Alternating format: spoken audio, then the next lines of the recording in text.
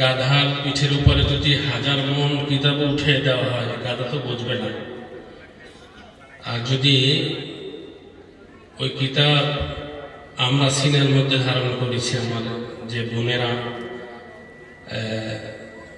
এবছর দাওরা কমপ্লিট করেছেন, সকলকে অনুরোধ করব, এই কিতাবগুলো সিনায় ধারণ করেছি, এটা আমলে পরিণত করব। এর দ্বারা ফায়দা হবে, আমাদের বাবা মা অনেক আশা করে আমাদেরকে মাদ্রাসা দিয়েছেন। মা যদি মাদ্রাসা না দিতেন, আমার মা পাশে আমি থাকলে কাজের একটু সহযোগিতা করতে পারতাম, কিন্তু তারপরও মা কাজের উপকার নেন নাই, পরকালের বিশাল উপকারের জন্য। বলে সেটা কি, যে আমার মেয়েটা যদি আলেমা হয়, এই মেয়েটা যদি কোরআনের এলেম অর্জন করে, হাদিসের এলেম অর্জন করে, বলে হালালকে হালাল জানলো, হারামকে হারাম জানলো, আল্লাহ তাবারক ওয়া তাআলা বলে এই অনুযায়ী আমল করার তৌফিক দান করবে, বলে তাকে আল্লাহ জান্নাত দান করবেন। শুধু এই আলেমা বোনকে জান্নাত দিবেন বা একজন আলেমকে জান্নাত দিবেন শুধু তাই না, আল্লাহ হাবিব সাল্লাল্লাহু আলাইহি ওয়াসাল্লাম বলেন, এই বান্দা বান্দিকে আল্লাহ 10 জন মানুষকে সুপারিশ করার অধিকার দান করবেন। 10 জনের ভিতরে বলে কিরকম 10 জন মানুষ, 10 জন মানুষের জাহান্নামের হুকুম হয়ে গেছে, এইরকম 10 জন মানুষকে সুপারিশ করে সে জান্নাত নিতে পারবে। বলে এই বিশাল আশায় নিজের মা বলে মেয়ের থেকে কাজের উপকার নিতে পারতেন, তারপরও নেয় নাই, কোরবানি করেছে। বলে কেন? পরকালের নাজাতের উসিলা, বলে নাজাত পাওয়ার জন্য। এই জন্য দুনিয়ার উপকারটা জমাঞ্জলি দিয়েছেন। আমার সেনের ছোট ভাই ফয়েজি সাহেব যে কথা বলেছেন, যে একজন নারী ইচ্ছা করলে গোটা এলাকাকে জান্নাতের পথে উঠাতে পারে। একজন বিজ্ঞজন বলছিলেন যে, বলে আমাকে একটি শিক্ষিতা মা দাও, আমি তোমাদেরকে একটা শিক্ষিত জাতি দেব। একটা মা পারে, একটা মায়ের পাওয়ার আছে, সে ইচ্ছা করলে বলে সে পর্দার আড়ালে থাইকেই মেহনত করতে করতে করতে করতে গোটা এলাকার সমস্ত মানুষকে সে জান্নাতের রাস্তায় উঠাতে পারে, যদি ইচ্ছা করে। একটা ফ্যামিলিতে গিয়ে সে ওই ফ্যামিলিটাকে পুরা সুন্নতের উপরে উঠাতে পারে। একজন মা পারে।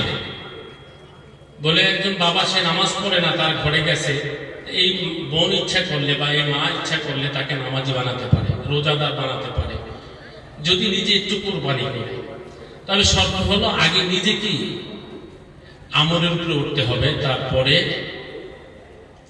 অন্যকে বললে এটা তাসির হবে। তো আমার যে বোনেরা এবছর ফারিগ হচ্ছেন, সকলের প্রতি অনুরোধ থাকবে, বলে আলেমা হয়েছি, আলেমা হয়ে বলে আমার উপর অনেক দায়িত্ব আসছে, অনেক করণীয় আছে আমার, শুধু ঘরে বসে থাকলে হবে না, বলে এই এলেমের উপরে আমল চালাতে হবে। যতটুকু আমার সাধ্য ততটুকুর ভিতরে আমার মেহনত করতে হবে। যেমন আমি যে বাড়িতে যাব, আল্লাহ যে বাড়িতে কবুল করেন, ওই বাড়িতে আমি একটু তালিম চালু করব, মেয়ে ছেলেদেরকে নিয়ে তালিম শুরু করব। বলে কিতাবি তালিম শুরু হবে। আস্তে আস্তে আস্তে আস্তে 1 জন বসবে, 2 জন বসবে, 3 জন বসবে, আস্তে পর্যায়ক্রমে দেখা যাবে ওই বাড়িটা ফুল বাড়ি, বলে তালিমের মজমায় বসে যাবে।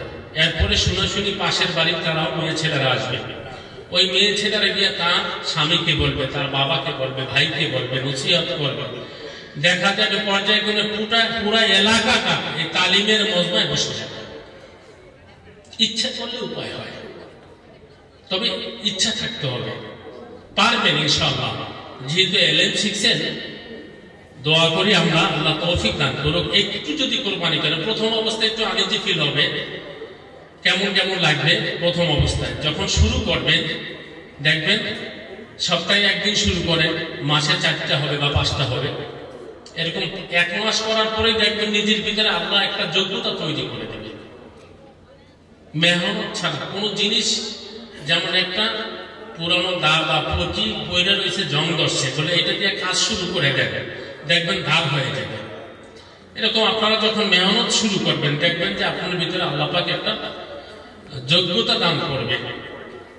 দেখা যাবে যে গোটা এলাকাটা আপনার মেহনতের কারণে নামাজি হয়ে গেছে, পর্দানশীল হয়ে গেছে।